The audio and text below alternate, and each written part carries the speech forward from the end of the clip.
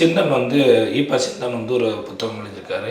பாலஸ்தீனத்தை பற்றி முன்னாடியே நம்ம 80கள்லேருந்தே நுக்மானுடைய பாலஸ்தீன கவிதைகளுடைய மொழிபெயர்ப்புகள் வந்திருக்குது. பாலஸ்தீனத்துக்கும் நமக்கு ஈழப் போராட்டத்துக்கும் பாலஸ்தீனத்துக்கும் ஒரு பெரிய தொடர்பு இருந்துச்சு. இங்கேருந்து போராளிகள் அங்கே போனது, அதை பற்றின அங்கே போய் பாலஸ்தீன விடுதலை இயக்கத்தில் பயிற்சி பெற்றது, அங்கே பாலஸ்தீனம் பற்றி தொடர்ந்து நம்மளுடைய இதில் தொடர்ந்து பதிவுகள் வந்துக்கிட்டு இருக்குது.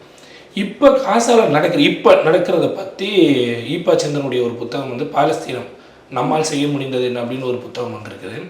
அதுக்கப்புறம் இப்போ விடியலில் இருந்து 10 லட்சம் பட்டங்கள் அப்படின்ற தலைப்பில் ஒரு புத்தகம் ஒன்று கொண்டு வர்றாங்க. அப்புறம் மருத்துவர் பாடல்கள் வந்திருக்குது.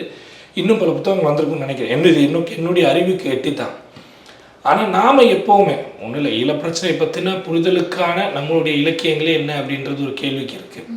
இப்போ உலக பிரச்சனைகள் இல்லை, நமக்கு வந்து தூரத்தில் இருக்கக்கூடிய ஒரு நாடுகள் பற்றின பிரச்சனைகளை பற்றி பேசி அதை இலக்கியமாக இல்லை சொந்தமாக கொண்டு வர்ற அளவுக்கு நம்மளுடைய பரப்பின விரிவடையலை அப்படின்னு நான் நினைக்கிறேன். வர்ற படைப்புகளே எடுத்து பேசுகிறதுக்கே வந்து ஒரு பெரிய தயக்கங்கள் இருக்குது.